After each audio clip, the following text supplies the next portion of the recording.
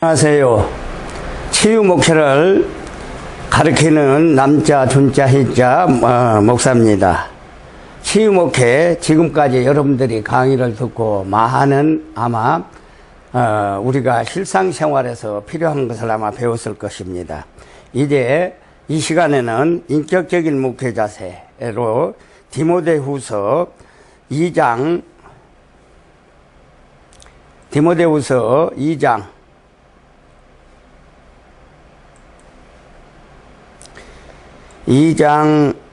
24절에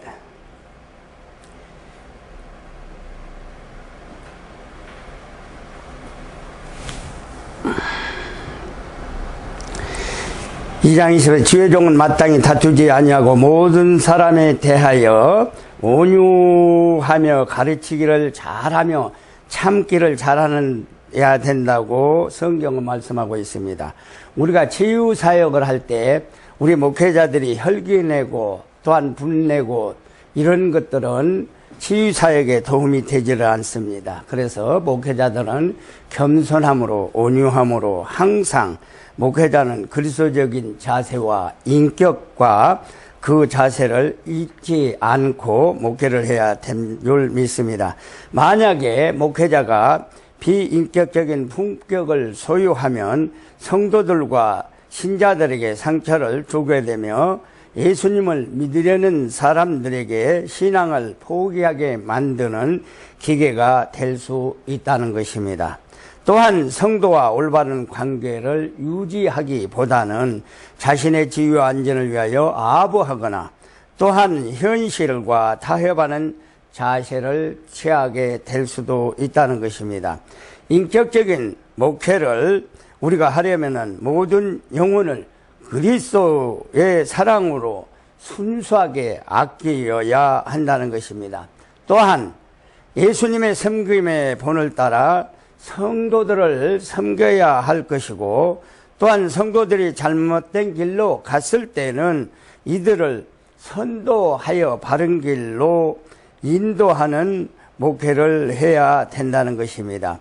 그 외에 자신에게 의의가 없고 그리스도의 의의가 나타나는 겸손한 자세를 지녀야 하고 또한 교회의 여러 가지 어려움에 대하여 인내함으로써 극복하고 성공을 해야 된다는 것입니다.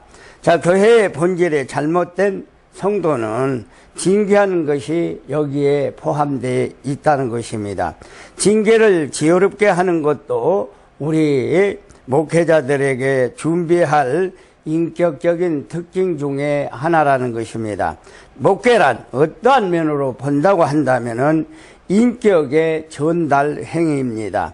성령과 진리의 말씀이 성화되고 또한 연단된 목회자의 인격 그 자체가 목회의 가장 귀하고 중요한 수단이 된다는 것입니다. 목회자는 하나님의 말씀만 전달하는 녹음기나 앵무새가 아니라는 것입니다. 목회자의 인격은 그 언행과 기반과 배경이 된다는 것이죠. 덕과 품위에 갖춘 인격에 산출되는 언행의 성도들에게 신성한 신령한 권위와 신뢰가 토대로 되어지는 것입니다. 그러므로 인격적인 자세는 목회의 필수 요건이라는 것입니다. 목회자는 개인적으로 목회자로서의 품격을 갖추도록 우리는 노력해야 하며 성도의 우리가 인격을 존중하고 예우를 갖춰 대하는 자세가 우리는 잊지 말고 그 품성을 유지해야 된다는 것입니다. 자, A. 비인격적인 목회 자세와 그 폐단에 대해서 말씀을 드리겠습니다. 첫째, 성도의 인격을 경시한다는 거죠. 성도들의 인격을 경시하거나 무시하여 독선적으로 행하는 목회자들이 많이 있다는 것입니다. 그래서 성도들의 의사나 비판을 무시하고 외면하며 인격적인 대화를 거부하는 경우도 많이 있다는 것입니다. 자, 성도들의 인격도 없는 단순한 양으로 보는 목회자도 있고 또 성도 개인의 비밀과 형편을 잘 알기에 무시하는 목회자들도 있다는 것입니다. 그래서 매사를 단독적으로 행하고 있다고 베드로전서 5장 3절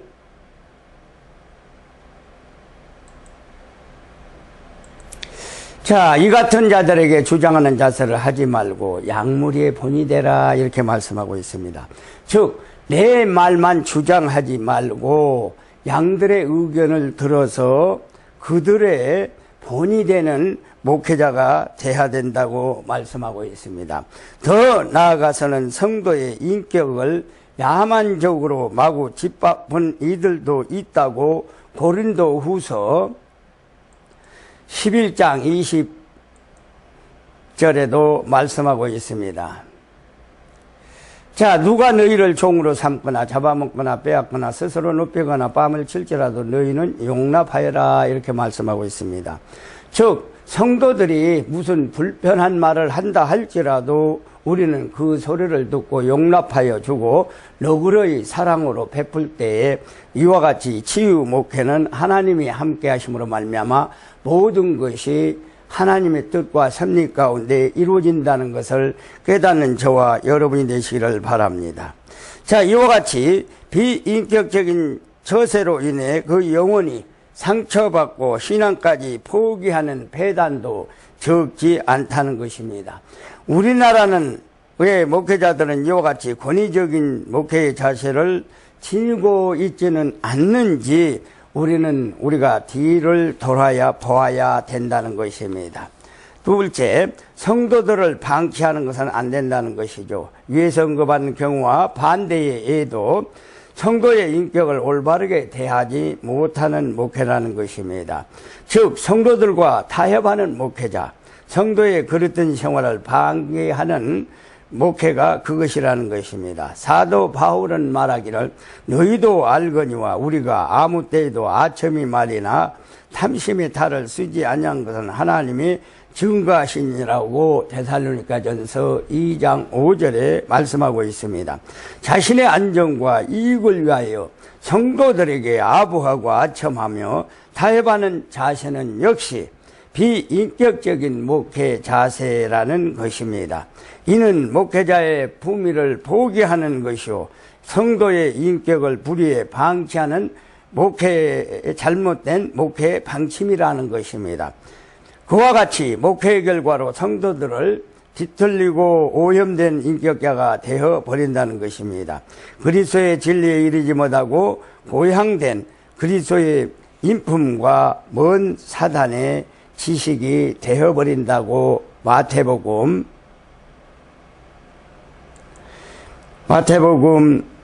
23장 15절에 자, 화이슬지언제여 외식하는 서기관들과 바리새인들이여 너희는 성도 한 사람을 얻기 위하여 바다와 육지를 두루 다니다가 생기면 너보다 배나 더 지옥의 자식이 되게 하는도다. 우리는 성도들을 바른 길로 인도하고 천국 백성 삼아 천국으로 가게 그 길을 열어주는 것이 우리의 목회의 사명입니다. 그러나 우리가 그걸 하지 못하고 이와 같이 외식하는 자와 같이 하나님의 말씀대로 하지 아니하고 자기 생각대로 하는 자들은 이와 같이 회칠한 무덤에 있는 자보다 더 나쁜 사람이라고 우리 주님께서는 말씀하고 있는 것을 볼 수가 있습니다. 자, 첫 번째, 아킴의 목회. 그렇다면 올바른 인격적인 목회는 어떤 내용의 목회인가 우리는 생각해 보고자 합니다. 먼저 성도들을 아끼는 아낌의 사랑의 목회를 말합니다. 의미한 소자도 아끼는 예수님은 마음을 가지고 모든 성도들을 대해야 한다는 것입니다. 사도 바울은 성도들이 자신의 어린아이들처럼 하라고 고린도전서 3장 1절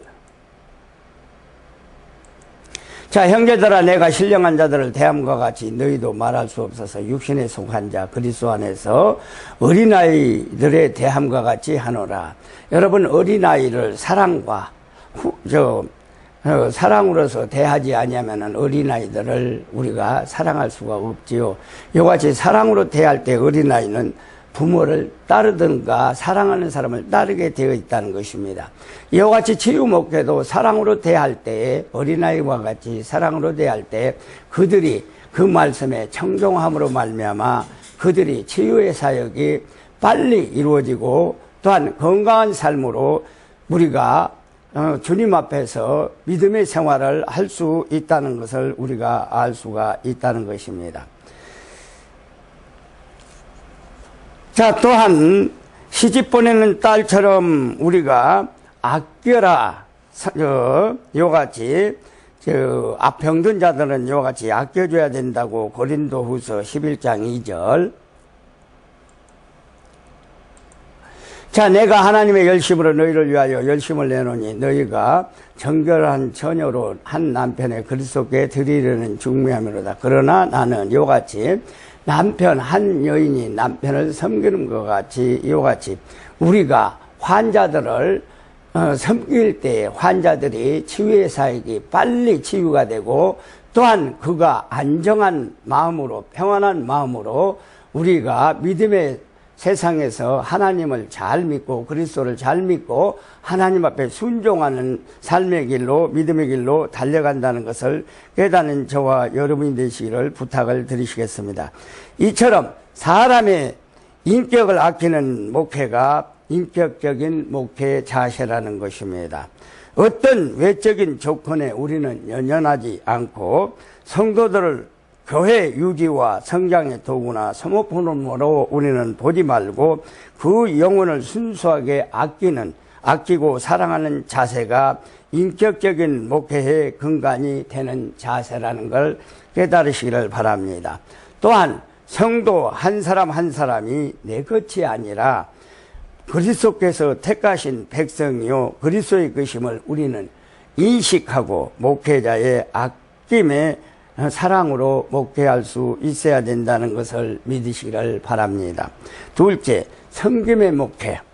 그러면 인격적인 목회는 섬김의 목회를 뜻하는 것이죠. 자, 모든 성도들에게 섬김을 받고 대접받는 자세로 인해 모든 비인격적인 양태가 시작이 되기 때문입니다. 주님은 말씀하시기를 너희 중에 큰 자는 젊은 자와 같고 두목은 섬기는 자와 같을지니라. 나는 섬기는 자세로 너희 중에 있노라 하고 누가복음 22장 26절 27절에 말씀을 하셨습니다. 사도 바울은 단 마음으로 섬기기를 주께 하듯 하고 사람에게 하지 말라고 에베소서 6장 7절에 말씀하고 있는 것을 볼 수가 있습니다. 자, 성도의 인격성은 단순히 사회 윤리적인 예의에만 갖춰져 대하는 것으로는 우리가 부족하다는 것입니다. 성도의 삶의 영혼에 대해서 주님은 진리와 은혜와 평강이 유지되도록 늘 섬기는 자세로 우리가 일해야 된다는 것입니다. 평안한 교회, 활력이 넘치는 교회 중에는 이처럼 목회자가 주님처럼 성도들을 섬기는 자세를 지니는 교회가 많이 있다는 것입니다. 자, 세 번째, 선도의 목회. 무조건 아끼고 섬기는 것만으로 인격적인 목회가 될 수가 없지요. 그릇된 길로 행하는 성도가 있다고 한다면은 오류에 빠진 성도들 주님의 말씀으로 선도하는 목회가 조화로운 목회요 인격적인 목회라고 디모데후서 4장 2절.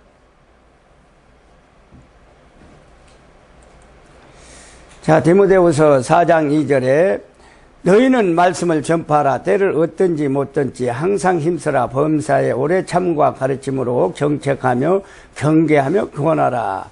우리는 때를 어떤지 못했든지 그와 같은 치유사역에 있어서는 항상 참아야지 되고 가르침으로 저들을 바른 길로 인도하는 권면을 하는 말씀을 우리가 들어야 그들이 깨닫는 역사가 있고 또한 순종함으로 말미암아 치유 역사가 빨리 일어난다는 것을 우리는 알 수가 있습니다.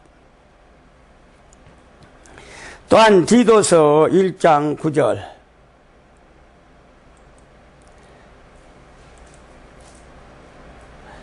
자, 밑분 말씀의 가르침을 그대로 지켜야 하려니 이는 능히 바른 교훈으로 권면하고 거슬려 말하는 자들을 책망하게 함이라.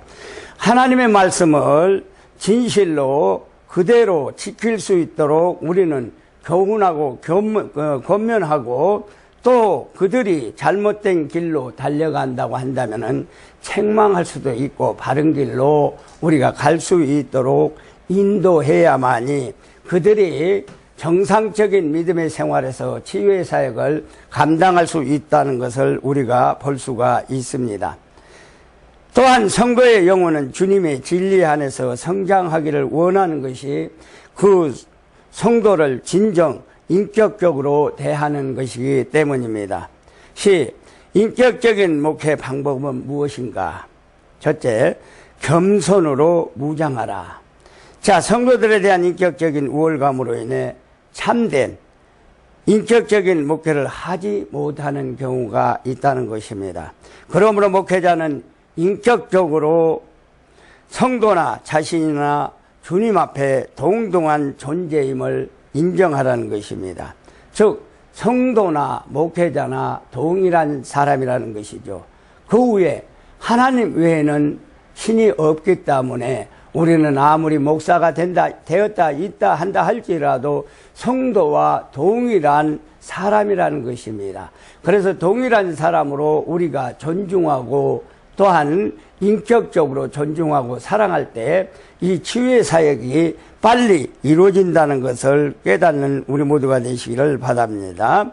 그래서 주 앞에서 정중한 존재다, 이것을 인정하라는 것입니다. 주님은 비천한 제자는 내 형제라고 부르셨습니다. 마태복음 28장 10절에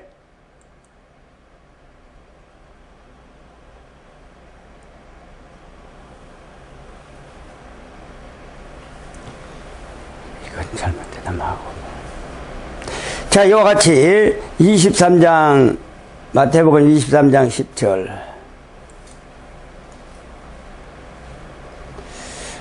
자, 11절에 보니까 너희 중에 큰 자는 너희를 섬기는 자가 되어야 하리라. 이와 같이 말씀하고 있습니다.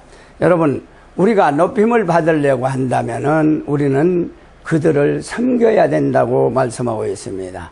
또한 우리 주님께서는 성경 말씀에 너희가 어린 소자에게 냉수 한 그릇을 대접하는 것이 곧 나에게 대접한 것이라고 성경에 기록된 것을 보면은 우리는 나이의 연관에 불문하고 또한 우리가 목자와 성도를 불문하고 서로가 섬기는 목회가 될 때, 사랑이 넘칠 때 치유사역이 영광이 나타나는 것을 볼 수가 있다는 것입니다.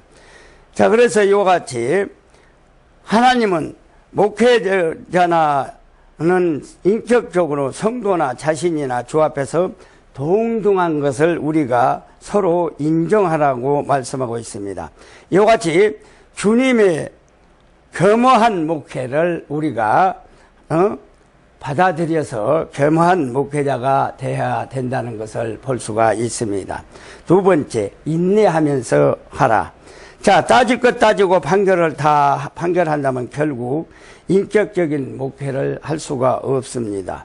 서로가 시시시비를 가린다고 한다면은 그 시시시비 가리기가 끝이 없다는 것이죠. 그래서 목회자는 때로 성도의 그릇됨에 대해 인내할 줄 아는 지혜와 사랑으로 포용하는 능력이 필요하다는 것입니다.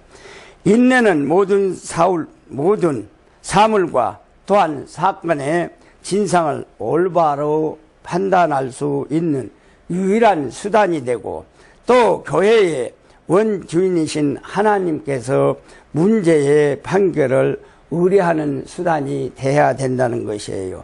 우리 목회자가 모든 것을 결단하는 것이 아니라 기도함으로 하나님의 음성으로 그것을 결단하는 우리 모두가 될 때 실수가 없고 오류가 나지 않기 때문에 하나님이 기뻐하신 길로 모든 것을 선결할 수 있어야 된다는 것입니다.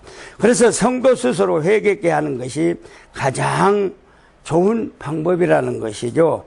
우리는 스스로 회개하고 깨닫는 역사가 있을 때 가장 좋은 하나님의 만남이요 축복이요 또 치유사역의 원천이 가장 빨리 이루어진 것을 우리가 알 수가 있습니다. 그래서 성도가 역대하의 말씀 7장의 말씀에 보면은 우리 하나님께서 말씀하시기를 이스라엘 백성들아 너희가 성전에 와서 두 손을 펴고 하늘을 향하여 두 손을 펴고 너희 죄를 자복하고 회개하면은 내가 하늘에서 그 말을 듣고 너희의 행한 모든 것을 하나님께서 또한 병이나 온역이 지나간다 할지라도 하나님께서는 그 온역에 걸리지 않게 너를 지켜주리라고 이렇게 말씀하고 있는 것을 볼 수가 있습니다. 그래서 성경에는 회개가 가장 큰 근본이요 사랑이요 치유의 목회가 된다는 사실을 깨닫는 저와 여러분이 되시길 바랍니다.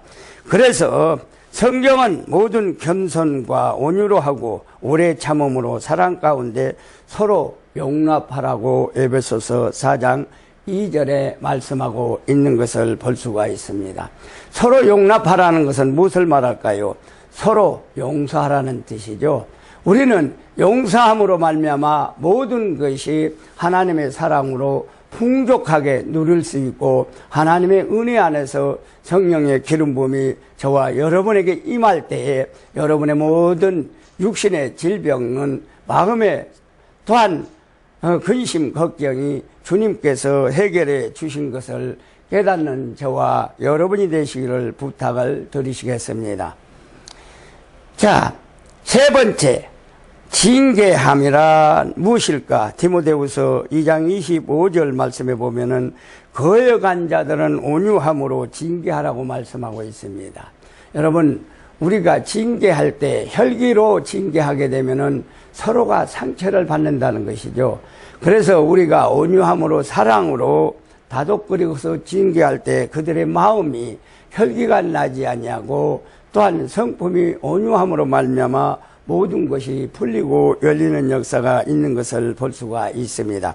그래서 말씀과 진리에 의하여 온유하고 징계함으로써 그릇된 성도를 참된 신앙의 인격적인 자세가 되도록 우리는 그 길을 인도해야 될 줄로 믿습니다. 주 예수의 사랑과 겸손과 온유하심이 목회자와 인격적인 자세의 기준이요 또한 근거가 된다는 것입니다. 인격은 인격을 낳지만은 비인격은 비인격을 낳아 목회를 더욱 어렵게 하고 성도의 모습을 지옥 자식의 모습으로 변질시킬 수 있다는 것입니다.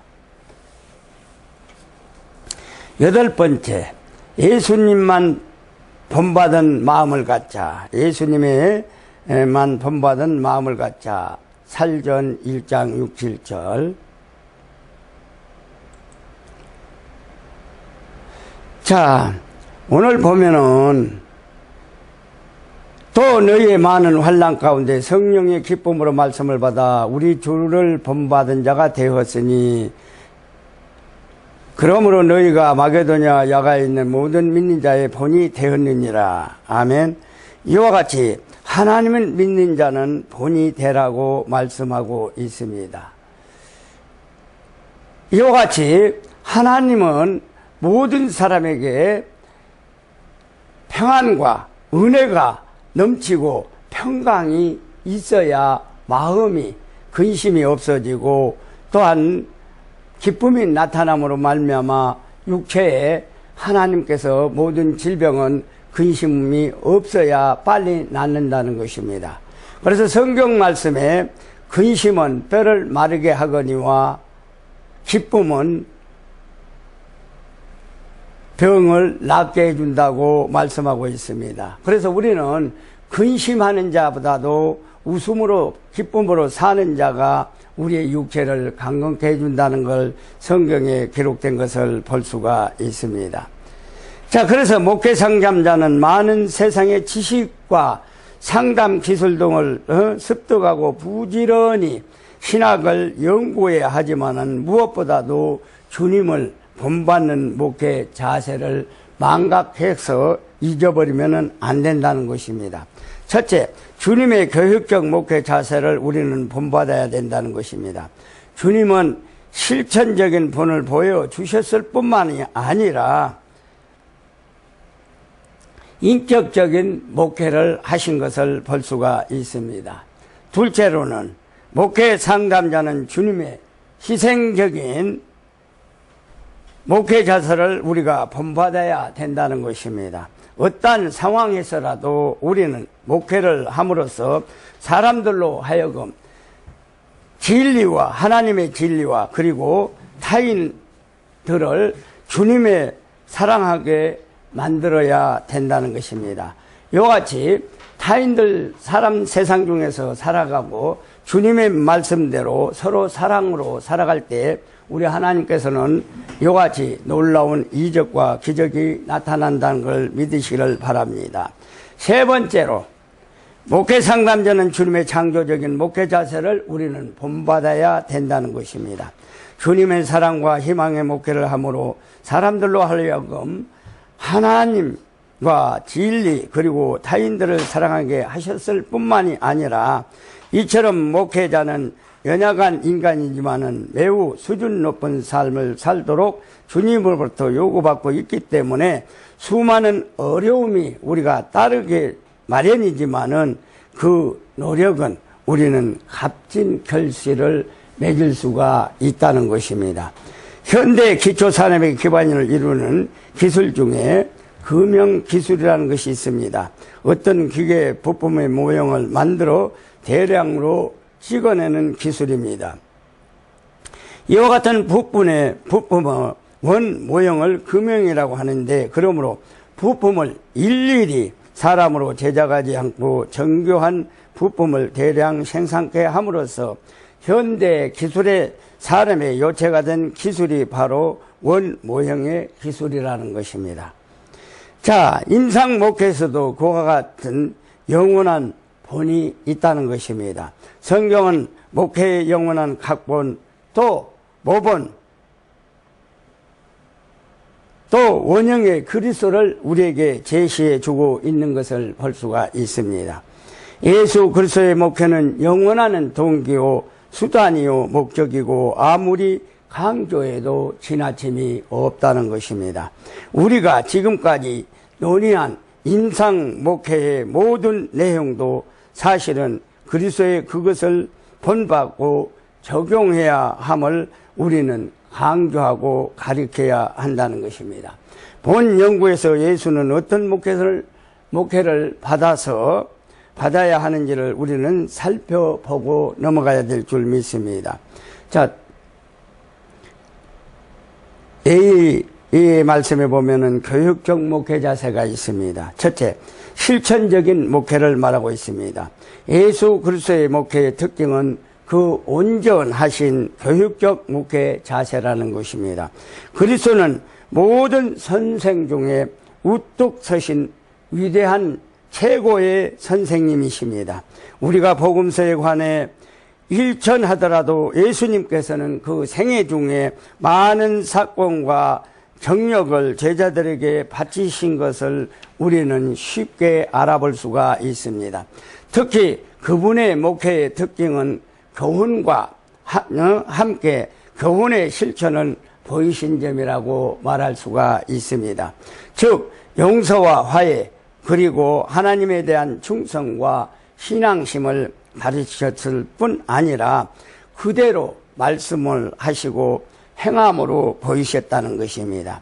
그분의 목회는 신학적 윤리와 조화된 목회였고 계시와 실존이 어우러진 목회라는 것입니다. 그 자신을 자신이 말하는 신조에 비치지 않는 사람은 다른 사람에 대한 가마력을 지나지 못하며 그가 말한 대로 산 증표가 없는 사람은 타인을 굴복시킬 수가 없다는 것입니다. 그리스도께서 말씀하시고 가르치신 진리와 교훈은 그분의 삶을 배경으로 우리에게 전달하고 있다는 것입니다.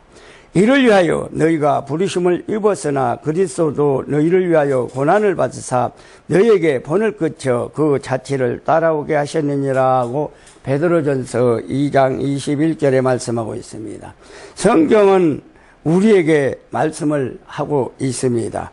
그 성도들의 목회자와 설교를 우리가 종종 잊어버리는 경우가 있다는 것입니다.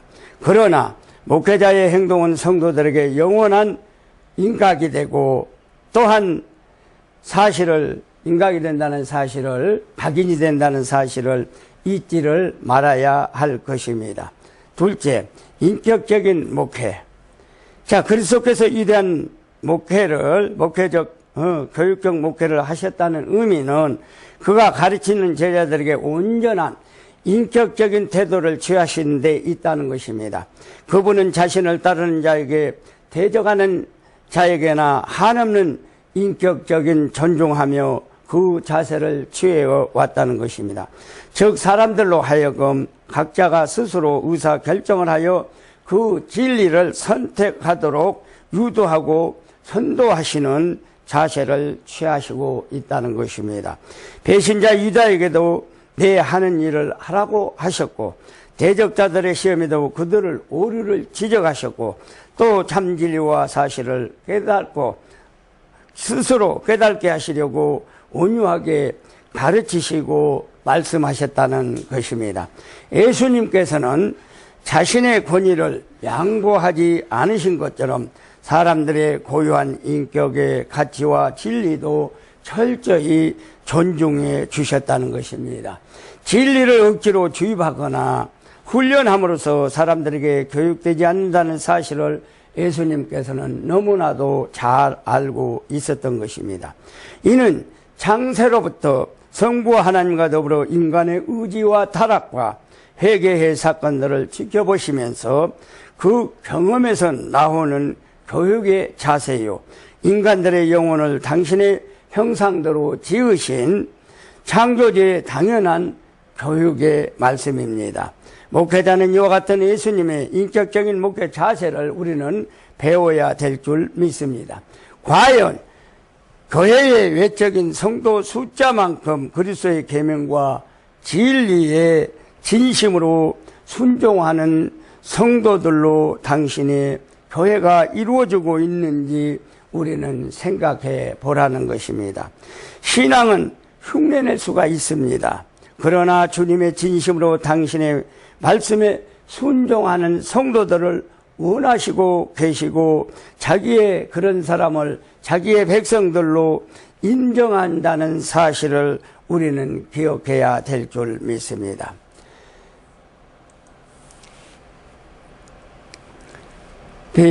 이생적인 목회 자세. 예수님께서는 수많은 사람들을 당신의 제자로 만드신 기술이 과연 무엇일까?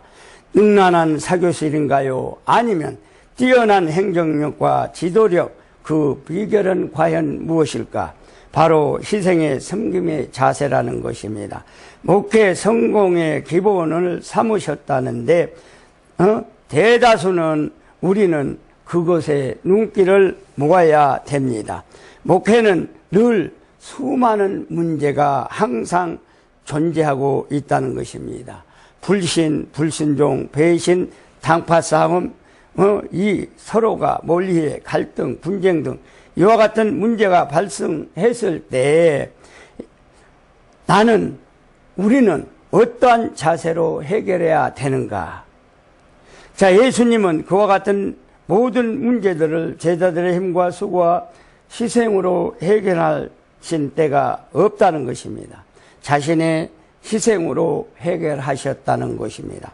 제자의 배신이나 인류의 불순종의 죄도 자신의 십자가를 당당하게 지시고 해결해 주셨다는 것입니다.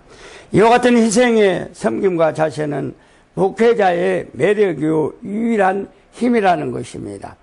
이 희생의 자세가 바로 소금의 맛이요 또한 빛이며 그리스도의 향기가 됩니다.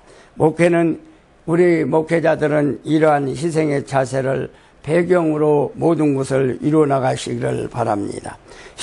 창조적인 자세. 사랑의 목회는 과연 무엇일까? 예수님의 목회는 창조적 목회였습니다.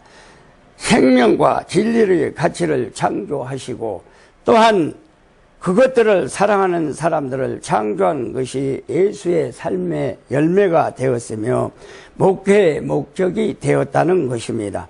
그의 건물을 남기는 것이 목회가 아니라 하나님의 사람들, 하나님의 나라를 창조하는 것이 목회자의 사명이고, 그렇다면 그 사명은 무엇인가? 그것은 바로 불타는 우리의 사랑이라는 것입니다. 자, 예수님께는 십자가에 끌려가면서도 자신을 위해 우는 여인들을 향하여 너희 자녀와 자녀를 위하여 울라고 여인들을 향하여 말씀하신 것을 볼 수가 있습니다. 죽음보다도 강한 사랑, 이것이 창조의 목적이요 목회의 비결이라는 것입니다. 둘째, 희망의 목회를 하라는 것입니다. 예수의 목회는 희망의 믿음의 목회였다는 것입니다. 비천하고 무식한 자들을 제자로 선택하셔서 또 특히 미래의 희망을 주셨다는 것입니다. 가르치시고 양육하여 거룩한 사도가 될 수 있다는 희망을 주셨다는 것입니다. 또 배신과 죽음과 위기를 당하면서도 자신이 하나님의 언약대로 부활하고 승리하고 영광을 받으실 것을 미리 아시고 또한 그것을 믿으셨다는 것입니다. 교회가 승리할 줄 여러분 굳게 믿으시기를 바랍니다. 이와 같은 예수의 무한한 희망과 목회의 자세를 우리가 목회자들의 무기와 통찰력으로 동력으로 삼아 모든 성도들에게 꿈과 미래를 이어주고 불굴의 의지로 그들을 가르치시고 또한 그들을 키워내야 될 줄 믿습니다. 목회란 그리스도의 예수의 사명과 운명의 멍에를 같이 지는 행위라는 것입니다. 그리스도처럼 행하는 목회자만이 그리스도처럼 진실한 신앙들을 모을 수가 있고 양육할 수 있다는 것입니다. 자, 결론을 말씀드립니다. 지금까지 여러 측면에서 치유목회에 대한 총괄적인 이해와 더불어 치유목회가 교회 성장에 어떤 영향을 미치는가에 대하여 고찰해 보았습니다. 인류의 조상 아담으로부터 지금까지 인간들은 영적인 것, 정신적인 것, 신체적인 것, 사회적인 것이 복합적 요인들로 인해 갖가지 질병에 시달리며 고통을 당하고 왔습니다. 목회는 인간은 돌봄이라고 했는데 여기서 돌봄의 대상은 인간의 영혼과 정신과 몸으로 구성된 전인적인 인격체로서 인간들의 이야기를 말합니다. 이러한 인간들을 위해서 치유 목회란 손상되고 상처난 영혼들을 전인적인 온전한 모습, 즉 하나님의 형상으로 회복시키고 고치는 치료의 목회라는 것을 말할 수가 있습니다. 인간들이 질병에 걸려 고통당하는 원인은 무엇일까요? 인간들이 질병당하고 고통당하는 원인은 대부분 자연 질서의 파괴와 삶의 그랬던 방향이 또 우리가 들을 수도 있고 전인의 평형 파괴와 즉 영육혼의 부조화와 인간 상호 간의 부조화 등 환경적인 여러 요인에 의해서 질병이 발생할 수 있다고 볼 수가 있습니다. 성서적으로는 질병이 죄로 인한 것뿐만 아니라 하나님의 섭리와 하나님의 영광을 위하여 오는 질병도 있다고 했습니다. 그러므로 말미암아 치유 목회를 하기 위해서는 질병이 어디서 어떻게 왔는지를 우리가 이해를 하고 알아야 바른 치료가 될 수가 있다는 것입니다. 치유를 위한 성서적인 방법으로는 예방적인 측면과 지휘적 측면을 우리가 다루고 왔습니다. 치유는 병이 들었을 때뿐만 아니라 치유가 현실 목회에 더욱 필요함을 느끼게 됩니다. 신약에서 예수님의 치유 사역이 여러분 부각된 것을 볼 수가 있습니다. 예수님의 치유는 인간에 대한 우선적인 이해는 인간의 하나님의 형상으로 된 귀중한 존재라는 것과 고통당하는 자들에 대해 동정심과 그 아픔을 외면하지 않으시고 친히 찾아가 그를 치유하신 사실을 통해서 목회자가 갖추어야 할 자세가 무엇인지 우리는 알 수가 있다는 것입니다. 또한 예수님의 다양한 치유와 사도들의 치유는 성경으로만 끝나는 것이 아니라 앞으로도 계속 계승 발전시켜야 할 목회 사역임을 우리에게 보여주고 있습니다. 비록 치유의 한계가 있어 질병이 이 세상에서 완전히 치유된지는 아니한다 할지라도 죽음 후에 완전한 치유가 이루어진다는 사실을 우리가 인정하면서 치유 목회에 필요한 인식을 가져야 된다는 것입니다. 그리고 목회자는 치유에 대한 다양한 방법들을 터득하고 계속 연구를 통해서 바른 치유의 목회를 할 수 있다고 볼 수가 있습니다. 그 중에서 목회자는 하나님으로부터 주어진 하나님의 능력을 힘입어 능력의 치유, 능력의 전도를 과감히 우리는 수행해야 할 것이며 또한 목회 상담에 대한 전문적인 연구와 팀 사역을 통한 치유를 통한 인간들의 전인으로 치료를 해야 된다는 것입니다. 치유의 목회는 미약하지만은 한국 교회뿐만 아니라 세계 여러 교회에서도 계속 시행돼야 할 과제가 되었다는 것입니다. 국내 교회 중에 급성장한 교회들을 보면은 대부분 이러한 치유의 사역이 많이 일어나고 있음을 우리가 알 수가 있습니다. 치유 목회는 결국 교회 성장으로 연결되어지면서 내적인 성장과 영적인 수적 성장 및 교회 개척을 가져오는 활력소가 된 근거라는 것입니다. 그러므로 현 교회가 수행해야 할 지상과제요 주님이 명령이라고 할 수 있는 제자를 삼고 하나님의 나라 확장과 또 그것을 신속히 이루는 방법으로 치유 목회가 확산 보급되어야 함을 우리는 알 수가 있다는 것입니다. 하나님은 그리스도의 몸이 건강하고 크게 교회가 성장되기를 원하십니다. 목회자는 온전한 교회로 성장하기 위해서는 효과적인 치유 방법을 도입하여 교회뿐만 아니라 이웃 주민에게도 영향을 미치는 교회가 되도록 힘써 노력해야 될 것입니다. 교회는 예수님께서 위임하신 대명령을 수행하라는 것입니다. 마태복음 28장 28장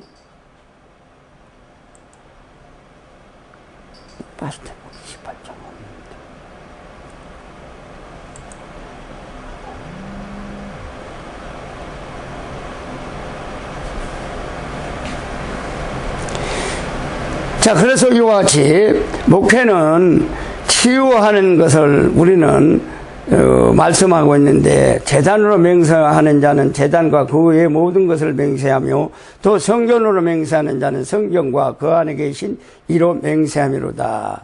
이는 하나님의 말씀은 성전으로 맹세하고 하나님 앞에 치유사역을 간청하고 강구해야 된다는 것을 믿으시기를 바랍니다. 자, 이 명령은 복음의 선포의 사명이요 또 제자를 삼으라는 명령입니다. 이러한 사역을 이루는데 치유 목회의 복음의 선포를 한 부분이죠. 그러므로 오늘날 교회는 복음 선포와 함께 치유 사역이 꼭 이루어진다는 것을 믿어야 됩니다. 이러한 치유 사역이 있을 때 교회는 자연적으로 성장하게 된다는 것입니다. 이러한 치유 사역을 통한 교회의 성장을 이루기 위한 몇 가지를 우리는 제안을 드립니다. 첫째, 목회자가 치유 목회에 대한 관심을 가져야 되고, 왜냐하면은 목회는 치유 기능을 치유는 단지 질병으로 회복될 뿐만 아니라 영적 성장까지 의미하는 것이기 때문입니다. 그러므로 목회 치유는 목회로 이어져야 되고, 그러기 위해서는 치유 목회의 중요성을 우리가 인식하고 목회자 자신이 먼저 온전한 후에 모든 성도들의 치유 목회를 할 때 그 효과가 크게 나타난다는 것입니다. 둘째, 목회자는 인간의 전형적인 모습을 이해해야 되고, 목회자가 그것을 이해할 때 한 분을 위한 것이 아니라 전인적인 인격체의 모습을 이해하면 치유의 사역이 된다는 것입니다. 그러기 위해서는 병자를 대할 때 예수님이 병자를 대하듯이 귀중히 여겨야 되고, 그리고 한 영혼에 대해 소중함과 불쌍함을 여기는 마음이 있어야 치유 사역이 이루어진다는 것입니다. 셋째, 목회자는 치유 방법에 대한 전문적인 연구와 성령의 능력을 받아들여야 되고, 상담적인 방법과 각종 성서적인 치유의 방법을 바로 알고 성령의 권능을 힘입을 때 우리는 효과적으로 사람들을 치료로 도울 수가 있습니다. 치료하고자 하는 마음만 있지 사용한 방법을 모르고 능력이 없다면 하나님의 주신 잠재력도 묻어주는 결과가 되고, 그러므로 하나님의 능력을 통한 치유가 일어나면 하나님이 살아계심을 보여줄 때 믿지 않는 사람들에게 믿을 수 있는 기회가 생기고 된다는 것이죠. 넷째, 팀 사역을 통한 치유 목회를 해야 된다. 치유 목회는 목회자 혼자만이 하는 사역이 아니라는 것입니다. 효율적인 치유 목회를 하기 위해서는 교회 내에 물적, 인적, 장소, 기동력 등의 재원에 최대한 활용해야 되고, 그럴 때 일할 수 있을 때 팀 사역을 해야 된다는 것입니다. 교회 안에 이런 여러 가지 기관을 둔다든가 외부와 상호 연결을 갖고 치유 사역을 한다면은 전인적인 치유를 위해 가장 효과적인 방법입니다. 마지막 다섯 번째, 치유의 질병은 치유뿐만 아니라 예방적인 측면에서도 치유에 힘써야 되는데, 구약 성경에서 잘 보여주듯이 병들기 전에 미리 예방한다면은 그리스도인들이 하나님의 자녀로서 삶을 낭비하지 않고 늘 건강하게 성장할 것입니다. 여섯째, 목회자들은 죽음과 임종에 대한 교육까지도 교인들에게 시켜야 한다고 봅니다. 왜냐하면 치유 과정에서 죽음 이후가 완전히 치유로 필자는 보기 때문입니다. 퀴블론 로스라는 사람은 죽음과 임종 5가지 단계를 부정과 고립, 분노, 타협, 우울, 그리고 다음 순으로 보았다는 것입니다. 그러므로 치유하는 자는 죽음과 임종까지도 순종하고 따르게 만들어야 된다고 말씀하고 있습니다. 이 6가지 방법을 토대로 교회가 나아갈 때 내적인 성장과 양적인 팽창 성장, 교회에 개척하는 확장 성장, 선교를 효과적으로 이루는 선교 성장을 가져올 수 있다는 것입니다. 그러므로 앞으로 한국교회의 치유 목회에 대한 관심과 더불어 목회 현장에서 치유 사역이 바로 이루어질 때에 한국교회는 온전한 공동체로 성장할 것을 믿어 의심치 않습니다. 다음 시간에 다시 뵙겠습니다. 감사합니다.